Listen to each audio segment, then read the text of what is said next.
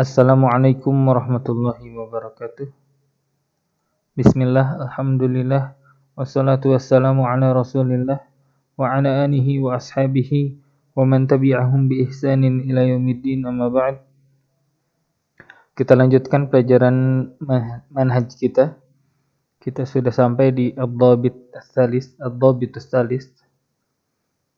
dhabit yang ketiga dalam berdakwah memperbaiki umat ini. Yang ketiga adalah al-ilmu qabla al-qawli wal amal.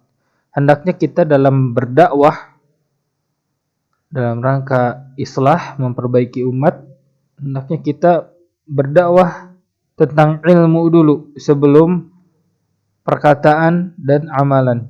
Sebelum kita mempraktekkan ibadah, kita harus mendakwahkan tentang ilmu terlebih dahulu.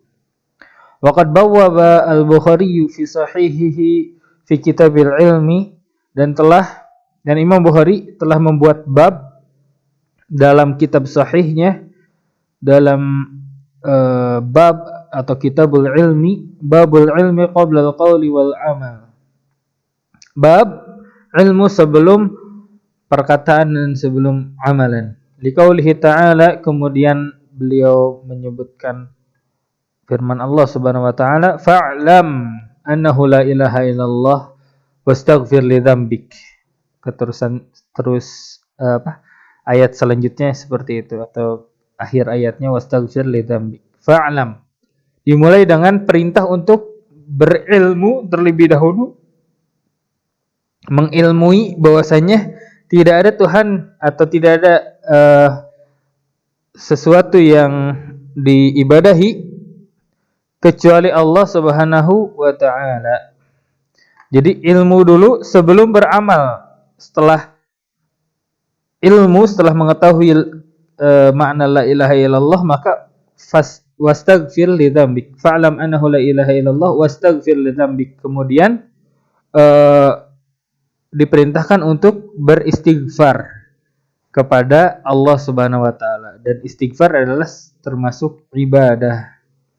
Jadi sebelum beristighfar kita harus memiliki ilmu tentang kalimat la ilaha illallah tersebut. Fabada'a bil ilmi, maka Allah menyebutkan ilmu terlebih dahulu, memulai dengan perintah untuk berilmu.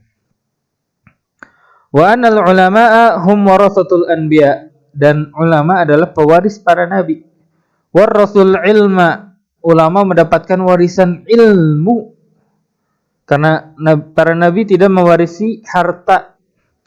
Akan tetapi innama warasul ilma, dalam hadis, akan tetapi para nabi hanya mewarisi ilmu. Man akhadahu akhadha bihadzin wafir. Barang siapa yang mengambil ilmu, maka dia telah mengambil bagian yang besar. Wa man salaka tariqan yatlubu bihi ilman sahalallahu lahu tariqan ilal jannah.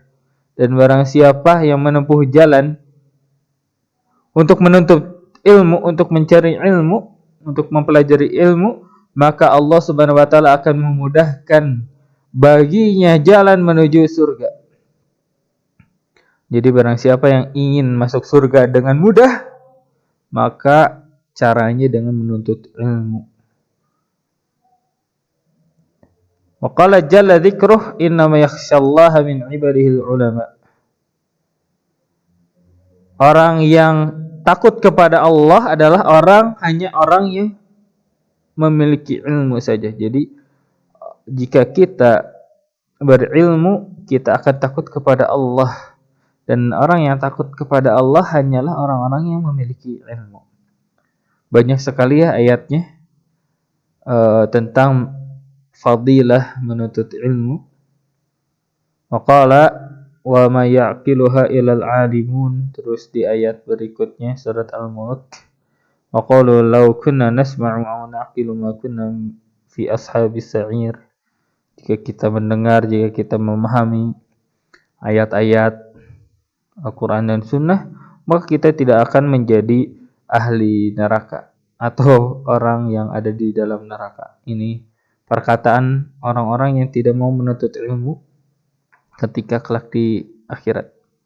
Wa qala hal yastawi alladziina ya'lamuna wal ladziina la ya'lamun.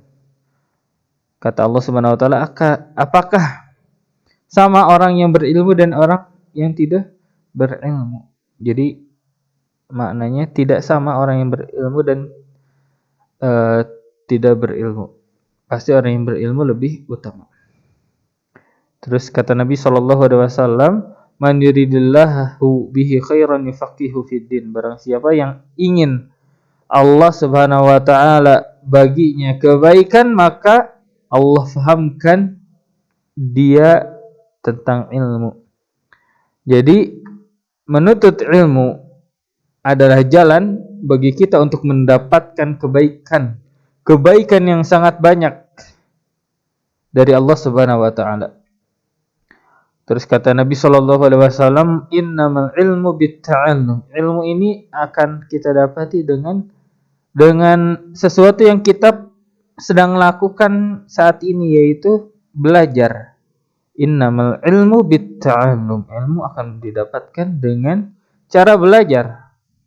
Wa qala Abu Dzar, law wada'tum as-samsamata 'ala hadihi wa asyara ila qafahu thumma dhanantu anni unkiru kalimatan sami'tuha minan nabi sallallahu alaihi wasallam qabla an tujizu alayya la anqadtuha.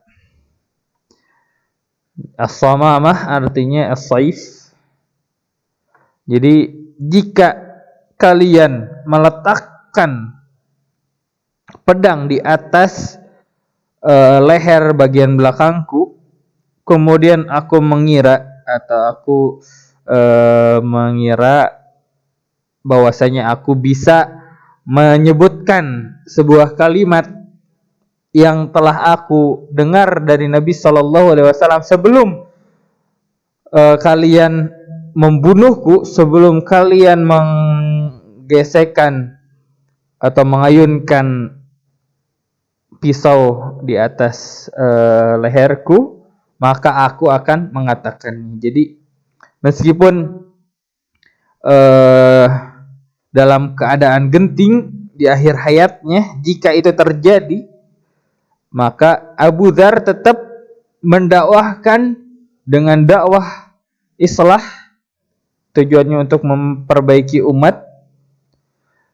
Tetap apa yang ia sebutkan adalah ilmu, tidak lewat hawa nafsunya, tapi ia menyampaikan ilmu berupa hadis, berupa perkataan Nabi Shallallahu Alaihi Wasallam.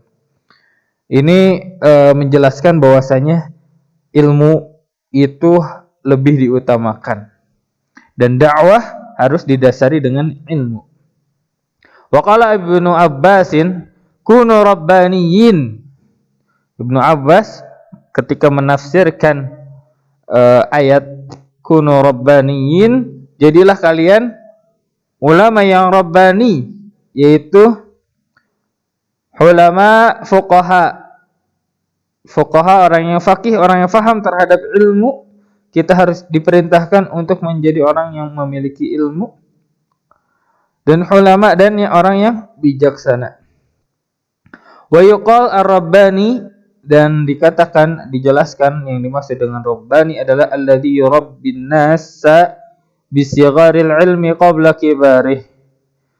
Ulama rabbani adalah ulama yang mentarbiyah, ulama yang menjelaskan, ulama yang membimbing manusia dimulai dengan ilmu yang dasar, ilmu yang mudah difahami, dan itu menjadi pondasi sebelum ia menjelaskan ilmu yang lebih rinci, yang sulit difahami. Jadi Rabbani adalah orang yang mendakwahkan manusia untuk kebaikan, untuk perbaikan umat ini, dimulai dengan menjelaskan tentang ilmu yang mudah difahami, yang berupa ilmu dasar, ilmu pokok, sebelum ilmu yang menjelimet, ilmu yang susah difahami.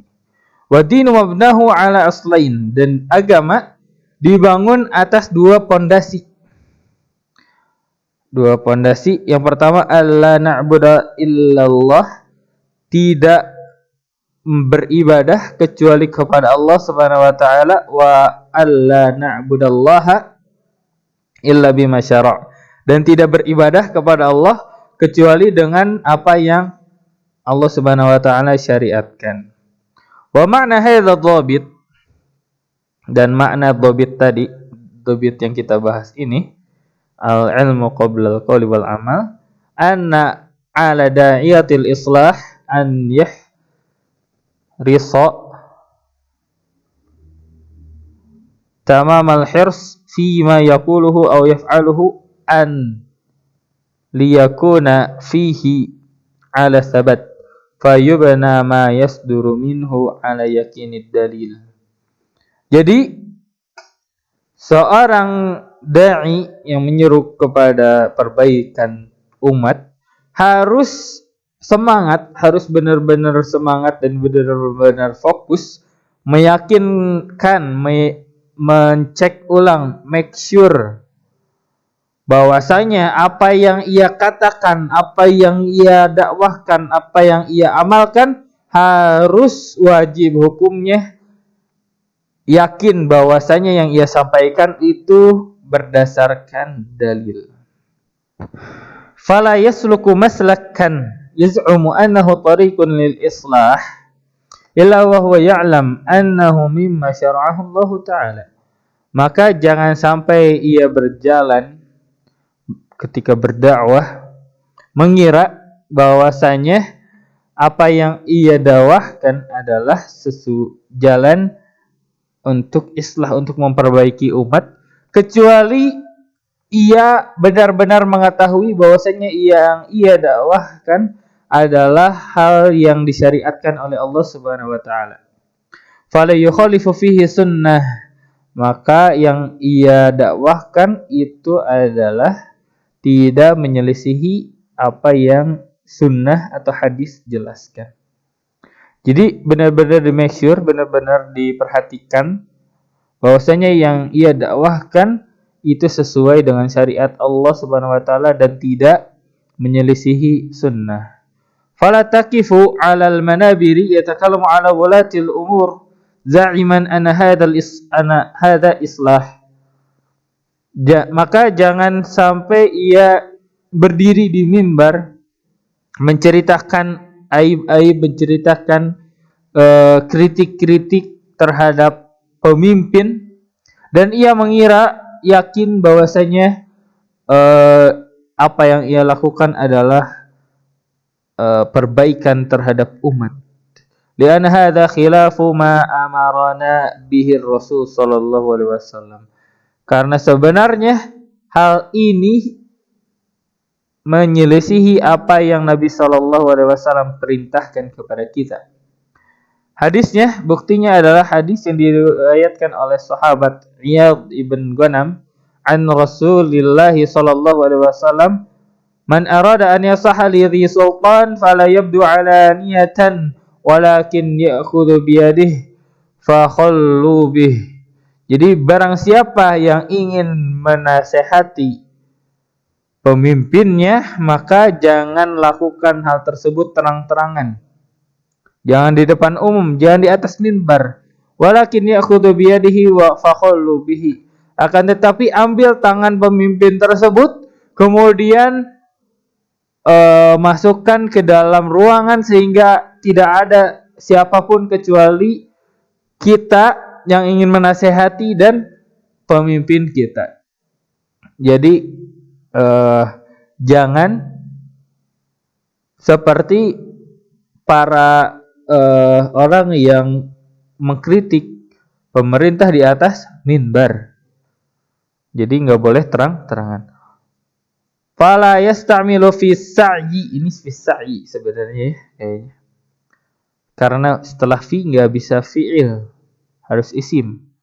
Fala yasta'milu fi sa'yi ilaihi minal islahi tariqul mudaharat li'annahu laisa min sunnati Rasuli sallallahu alaihi wasallam wala min sunnati salafis salih. Maka jangan menggunakan cara ketika berdakwah, ketika menasehati pemimpin kita untuk memperbaiki umat dengan cara mudaharat, dengan cara demo.